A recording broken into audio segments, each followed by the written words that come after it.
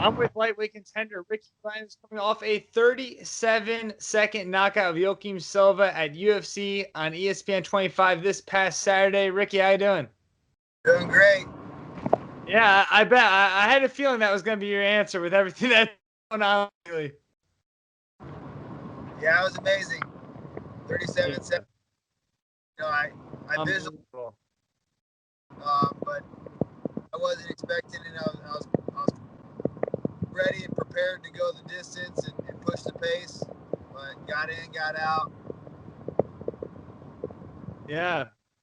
Describe to me too, like what was that feeling too? Because obviously, the quicker you can get it done, you guys don't get paid by the hour, so I'm sure that was, perfect for you. But, having so much time like built up on like when this, return fight was gonna be and everything like that with the injury and everything, to have it happen in 37 seconds, just like, what was kind of going through your head at that time? Man, I mean, winning it was a little more intense just because of the build up with the time, the time away. I had a major hip surgery, so I Yeah. glad I was able to take care of my body, and I'm much happier and healthier now. And moving up to lightweight now too. I knew I was going to perform better, but I was kind of surprised that my ability to be much quicker, and I feel a lot stronger now too. Yeah. Now, obviously, this was, kind of like a highlight reel win for you too. But if you look at it too, there's a lot of finishes on this card. Were you surprised that you didn't get like that bonus at the end of the night? Yeah, I mean, compared to the other two performance bonuses that they got, I think it was a TKO and a knockout, or Hmm. but yeah, I was pretty surprised just because, like I said, the build up. I was away for like 2.5 years. Yeah. Mine was I think it was a much better performance in the fact that I didn't have to take any damage. I didn't get hit once. Um, so I thought it was a for sure bonus. I'm not sure Yeah. why that was, but thankful I won. For sure. And honestly, if I remember correctly, I think it started kind of with that right hand too. Is that something that you kind of like saw beforehand, or was that just something you happened to throw and it landed? Like, was that something you kind of planned, or? Yeah, well, with being a southpaw and him righty, if they come in too hard, that cross is there if I had the right angle. But he loaded up pretty big. I knew he was going to come out hard, and he was going to try to rip my head off. So I just had to be patient, and I was a lot quicker than I was expecting. Sorry. All And good, all good.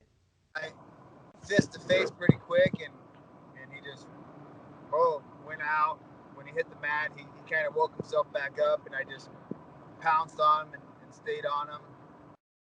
Um, so yeah, I was surprised how much he loaded up. Yeah. You kind of mentioned before too that 2.5 years away from the cage. How much did you think? Did you ever think about as far as like am I? Did you ever question are you going to be the same guy when you get back in there, or like you were kind of saying before, maybe even better?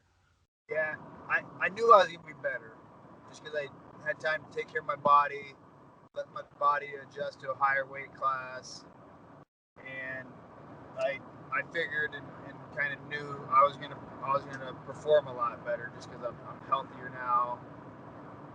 Um, and I was able to spend time working on my weaknesses, and I was always consistent with my training, and now I'm healed up. I don't have to deal with that injury, so Yeah. we're looking a lot better. With the hip surgery too, what kind of like finally, what was like the final straw that pushed you to decide to get the surgery too, and what was kind of the whole process like?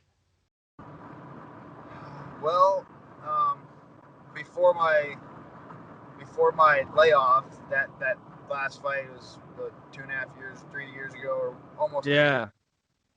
Yeah.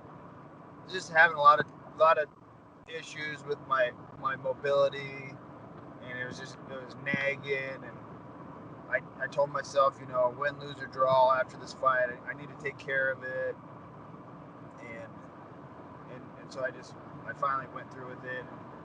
And in the fight, I missed out on a few opportunities to throw more punches just because I was kind of stiff or like squared up. I wasn't able to rotate my hips like I know I should or could, and that was the final straw.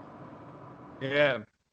And obviously, 2.5 years, that's a long time for anything. What did you do like during that time, from last fight to this fight? What was kind of, how were you making money, like all that kind of stuff?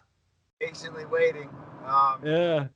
Yeah, I wasn't making much money, but I did pick up a part-time job doing plumbing, so I wasn't able to start the apprentice process just because of all the legality stuff and regulations that the government has on that.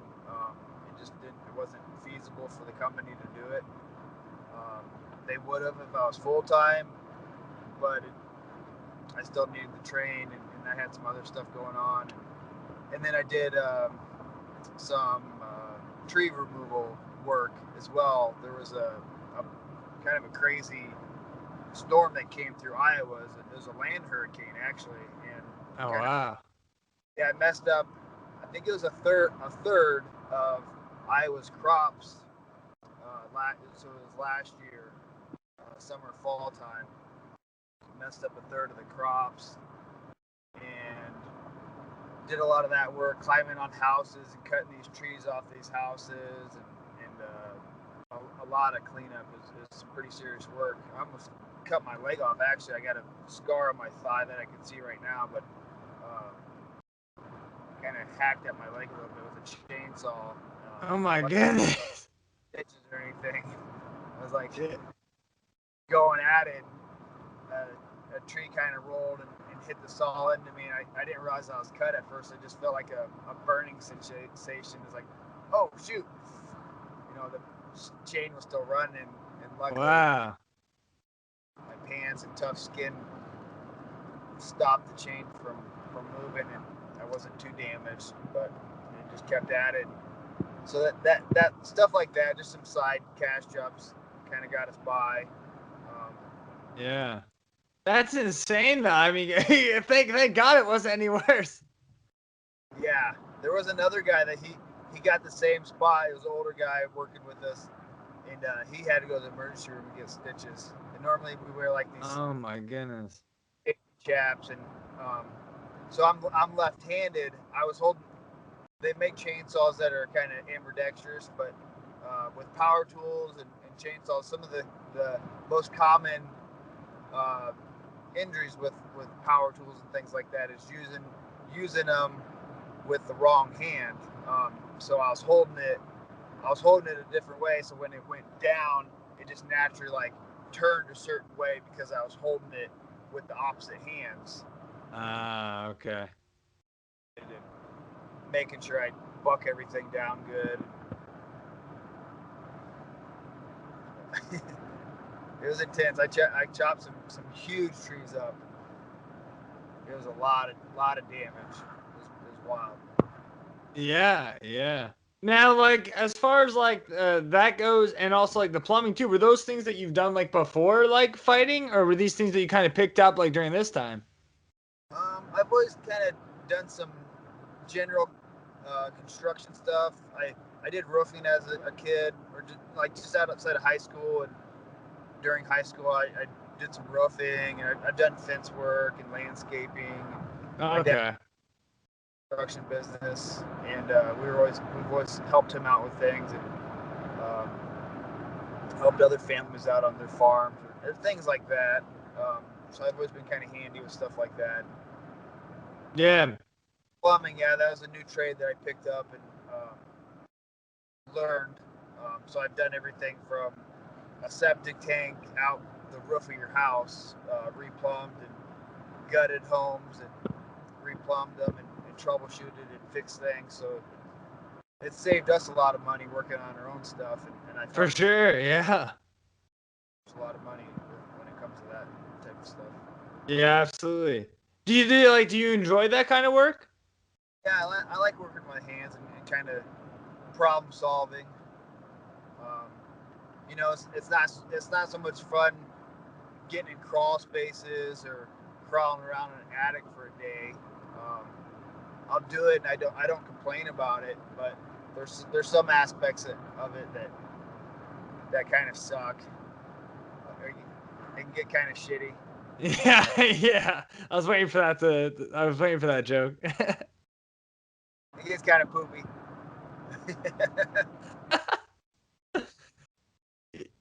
You said you like to work with your hands. Obviously, you got to do that this weekend with a 37-second knockout too. But you know, I'm sure you want to make up for lost time. So when do you kind of plan on maybe like making a return and kind of rebounding? Yeah, I'd like to fight by the end of summer. I'm heading to the gym now, so I'm getting back to training. I'm helping a teammate that's fighting this weekend. So into the summer would be good, and then I'd like to fight at least 3 or 4 times a year, and get back to that, being a little more consistent with my competitions, my fights. Yeah. Anything like short notice? Does that interest you at all, or are you kind of not like looking to go that route? I mean, I'd rather not, but I'm not opposed to the short notice fights. You know, if they hit me up, Yeah. whatever. Yeah, by the end of summer would be good. Yeah. I was just curious too, because we've talked a lot about the 2.5 years, but like when COVID happened too, was any part of you like, I mean, obviously you don't want COVID to happen, but was any part of you like, all right, well, at least like here's like, 3 months where the rest of the UFC's, division is also going to be out for like a little bit? Yeah, I was a little worried because I thought they were going to have to play, they kind of played catch up, and I think it's with their broadcasting deal with ESPN, they had to put out so many events. Yeah. Out like every weekend, which that was that was pretty cool, and I was happy about that. And then back in December, I was supposed to fight, and I went out there after testing negative, got there, tested positive twice, and a cornerman. We felt fine, and then a couple days later we're negative, so we weren't sure what was going on with that, and just kind of went with the process, and nothing we could do about it. But I stayed positive about it, and just stayed ready, and kind of a little bit of a financial burden on us because I had so much time invested into it. Yeah. Luckily, got something scheduled for this past Saturday. Yeah. When you get a result like you had on Saturday, I mean, that has to make it all kind of worth it. Yeah, I forgot about it right away. And asked like about the effects of the last fight week issue with the COVID test and stuff. I was like, oh yeah, that happened. Yeah. Cool. But Rick, I know you're kind of heading to a practice right now. Anything you want to add before I let you go? Yeah, I'd like to add, some big shout outs to my friends and family, wife, coaches Victor Marino, Tyler Brandt, Alan Hernandez, the gym, Absolute Martial Arts and Fitness, Renzo Gracie Jiu-Jitsu Academy, 360 Brazilian Jiu-Jitsu, Milwaukee, just got Houston, Living Yoga, Combat Corner, 7-second coaching, and you guys hit me up. I'm mostly on Instagram, so Gladiator MMA is my handle.